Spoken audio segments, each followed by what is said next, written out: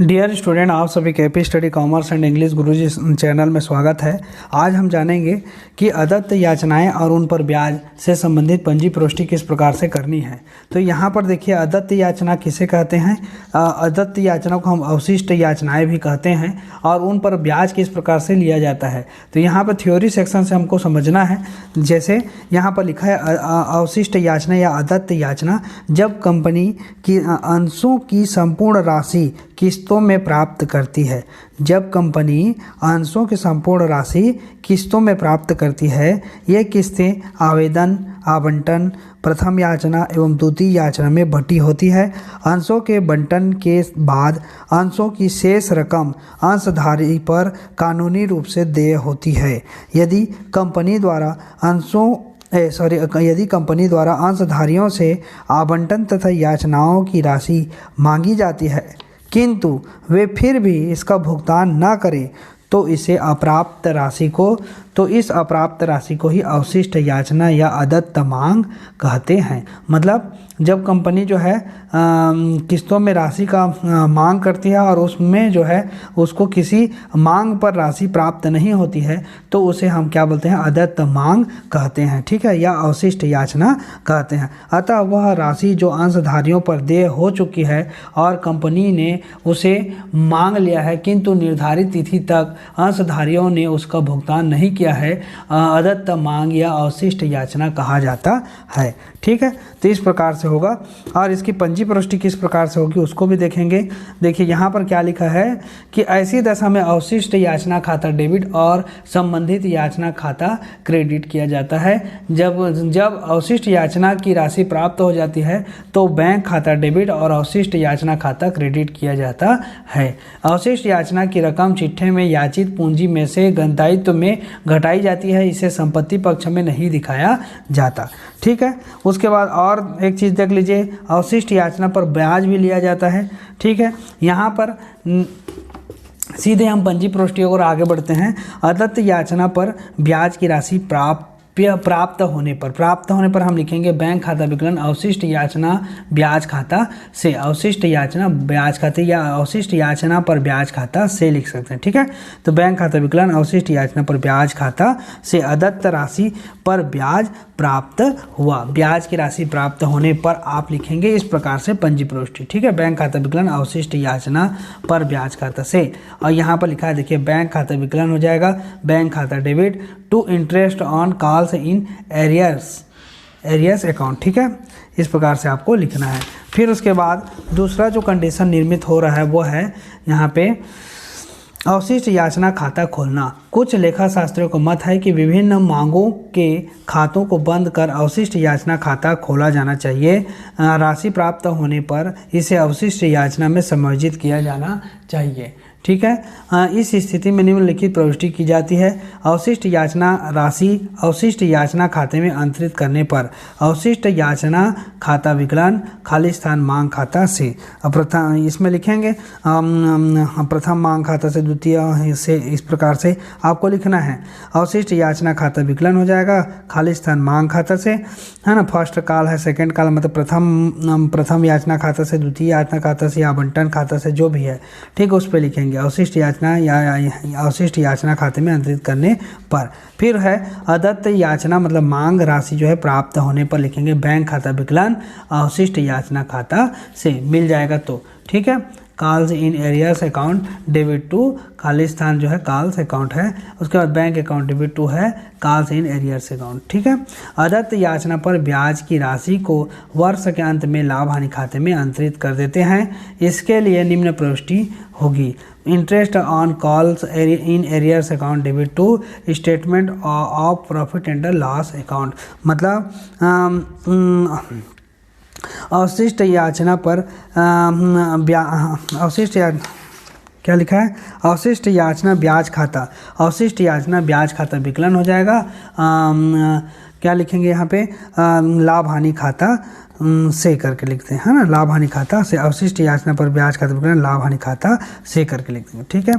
उसके विशेष नोट में लिखा अदत्त याचना की राशि को चिट्ठी में सदैव मांगी हुई पूंजी में से घटाकर दिखाया जाता है, चाहे लेखे में कॉल्स इन एरियर्स अकाउंट का उपयोग किया जाए अथवा नहीं, ठीक है।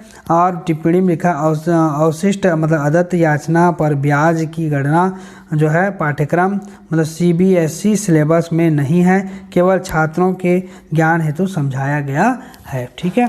उसके बाद देखिए उदाहरण 14 में, उदाहरण 14 को नहीं देखेंगे, हम आगे के क्वेश्चन को बनाएंगे, केवल अभी इतना ही समझिए आप। चलिए उसमें से हम देखते हैं, हाँ इतने आपको समझ में आ गया होगा, तो इससे हम एक क्वेश्चन हल कर लेते हैं तो आपको और समझ में आ जाएगा। यहाँ पर क्रियात्मक प्रश्न में आते हैं। क्रियात्मक प्रश्न क्रमांक 17 को देखिए। सुमित मशीन लिमिटेड ने 100 रुपये प्रत्येक के 50,000 अंशों को 5% भट्टे पर निर्गमन किया। अंशों पर 25 रुपये आवेदन पर 40 रुपये आवंटन पर 30 रुपये प्रथम व अंतिम मांग पर दिए हैं।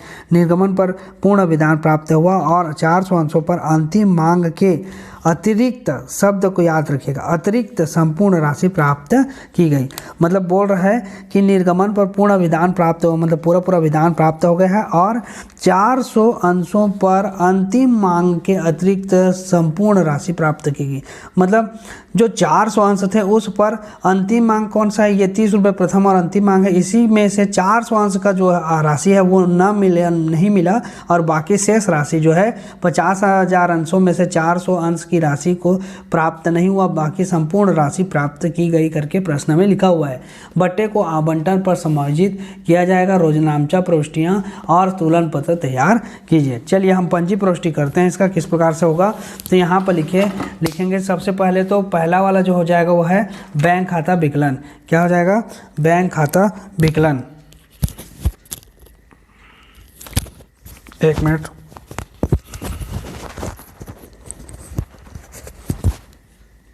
हाँ जो पहला जो पंजी प्रविष्टि करेंगे वो हो जाएगा बैंक खाता विकलन हो जाएगा। किससे, बैंक खाता विकलन अंश आवंटन खाता से। बैंक खाता विकलन अंश आवेदन खाता से, सॉरी, बैंक खाता विकलन अंश आवेदन खाता से आवेदन की राशि प्राप्त होने पर कितनी राशि, तो यहाँ पर अच्छा ये 18 नंबर का क्वेश्चन है। यहाँ पर से देखिए 17 नंबर क्वेश्चन यहाँ पर लिखा हुआ है मैंने, बैंक खाता विकलन अंश आवेदन खाता से। यहाँ पे 50,000 गुणित 25 करेंगे क्योंकि प्रश्न में दिया हुआ है अंशों पर आवेदन पर जो है 25 रुपये और आवंटन पर 40 रुपये। तो आवेदन पर 25 तो 50,000 गुणित 25 करें तो 12,50,000 और यहाँ पर भी 12,50,000 लिख दिए। तो बैंक खाता विकलन अंश आवेदन खाता से करके लिख दिए 12,50,000। दूसरा हम इसको अंश पूंजी खाते में अंतरित करेंगे तो अंश आवेदन खाता विकलन अंश पूंजी खाता से 12,50,000 कर दिए। फिर उसके बाद तीसरा जो पंजी प्रविष्टि होगा वो आवंटन का होगा। अंश आवंटन खाता विकलन अंश पर बट्टा खाता विकलन अंश पूंजी खाता से, क्योंकि यहाँ पर देखिए यहाँ पे प्रश्न में दिया हुआ है 5% बट्टे पर निर्गमन किया गया और 5% बट्टे पर निर्गमन किया गया। बट्टे को आवंटन पर समायोजित किया जाएगा। प्रश्न में दिया हुआ है कि बट्टे को किस पर समायोजन करेंगे, मतलब हम आवंटन पर समायोजित करेंगे। तो हम आवंटन पर समायोजित करें इसलिए पंजी प्रविष्टि होगा अंश आवंटन खाता विकलन अंशों पर बट्टा खाता विकलन अंश पूंजी खाता से और अंश आवंटन की राशि 50,000 गुणित 40 और प्रति अंश 5 रुपये बट्टा देने पर 50,000 गुणित 5 करेंगे तो 5 × 5 = 25, 2,50,000 बट्टा का राशि हो जाएगा और 5 × 20 मतलब 20 लाख रुपये किसका हो गया, आवंटन की राशि होगी। टोटल में आप जोड़ देंगे तो 22,50,000 रुपये की राशि होगी, ठीक है। उसके बाद इसको हम क्या करेंगे, बट्टा का राशि तो हमको मिलता नहीं है, ठीक है। उसके बाद हम लिखेंगे बैंक खाता विकलन अंश आवंटन खाता से आवंटन की राशि प्राप्त होने पर, तो ये 20 लाख रुपए मिला तो 20 लाख और यहाँ पर भी हम 20 लाख रुपए लिख देंगे, ठीक है। उसके बाद प्रथम व अंतिम याचना की राशि है, लिखा हुआ है प्रश्न में प्रथम व अंतिम याचना की राशि। यहाँ पर देखिए प्रथम और अंतिम याचना की राशि में 30 रुपये प्रथम और अंतिम मांग पर देय है, लेकिन उसमें से 400 अंशों पर अंतिम मांग के अतिरिक्त संपूर्ण राशि प्राप्त की गई।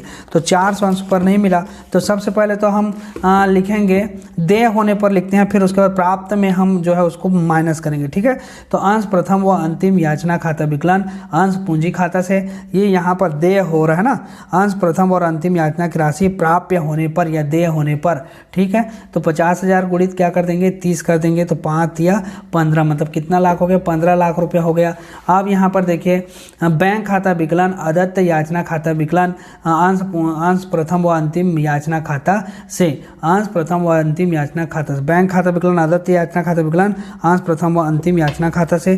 तो 400 गुणित क्या कर देंगे 400 अंशों को छोड़ो 400 गुणित 30 कर दिए, 400 गुणित 30 मतलब इतने अंशों को नहीं मिला, इतने अंशों की राशि हमको नहीं मिली, तो 400 गुणित 30 कर दे, 4 तिया 12 मतलब 12,000 अदत्त याचना खाता से करके लिख दिए 12,000।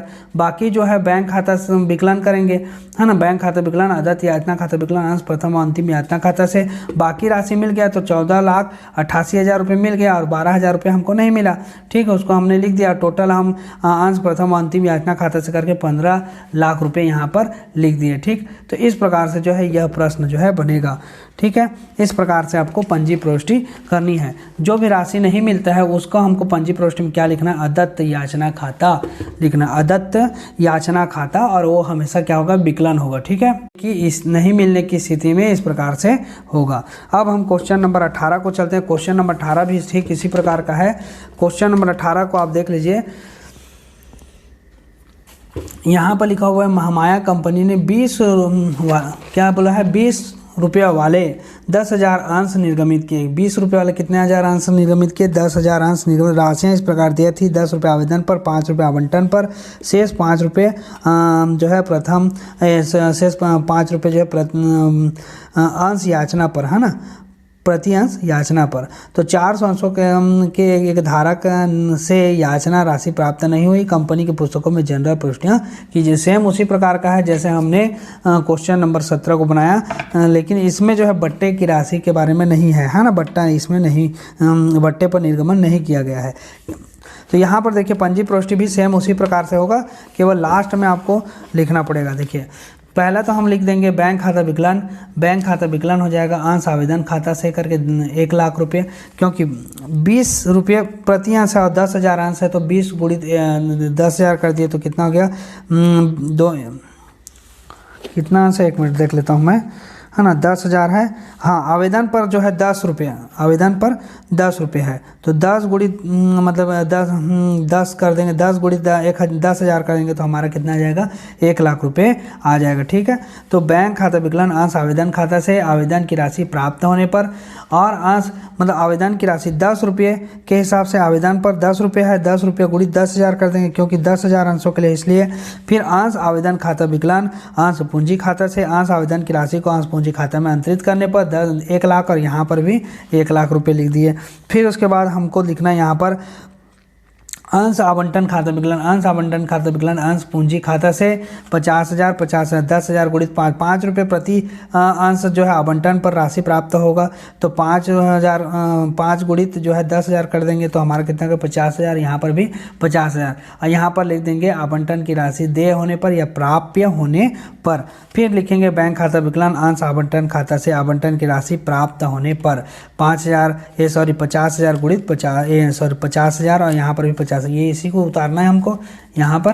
ठीक है, उसके बाद यहाँ पे हम जो है नेक्स्ट जो लिखेंगे वो है अंश प्रथम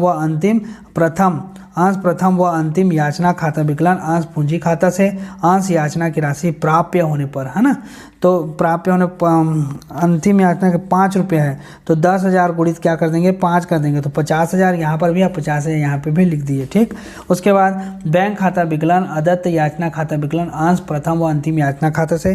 क्यों लिखे, क्योंकि हमको 400 अंशों पर जो है राशि नहीं मिला, तो 400 अंशों पर कितनी राशि नहीं मिला, तो 400 गुणित हम कर देंगे कितना रुपये है 5 रुपये प्रति अंश है, तो 400 गुणित 5 4 5 26 मतलब 2,000 रुपये की राशि हमको नहीं मिला।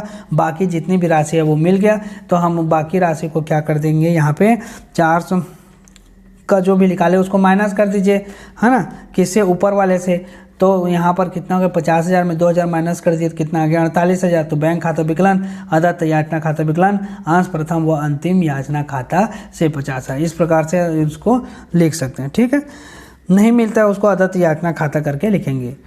तो इस प्रकार से जो है यह प्रश्न बनेगा। हमने जो है अंशों का हरण, निर्गमन एवं हरण से संबंधित सारे वीडियो प्लेलिस्ट में डाला हुआ, यूट्यूब में इस चैनल में डला हुआ है। आप अगर नहीं देखे हैं तो आप पिछले वीडियो को देख लीजिए। एक पार्ट 1 से लेकर अभी पार्ट 7-8 तक आ गए हैं। तो उसको अगर आप नहीं देखे हैं, नहीं समझ में आ रहा है, तो आप पिछले वीडियो से ही स्टार्ट कीजिए। सारी चीज़ जो है अच्छे से क्लियर होते जाएंगे। और आगे जो है हम इसी प्रकार से जो है लगातार क्वेश्चन को बना रहे हैं और आगे बढ़ते जाएंगे। ठीक है, कुछ समय नहीं मिल पाने के कारण मैं वीडियो नहीं बना पाता हूं, लेकिन जैसे जैसे समय मुझे मिलता जाता है उसके हिसाब से मैं जो है आप लोगों के लिए वीडियो लेकर के आता हूं। तो आज के लिए बस इतना ही। वीडियो को देखने के लिए आप सभी का बहुत बहुत धन्यवाद।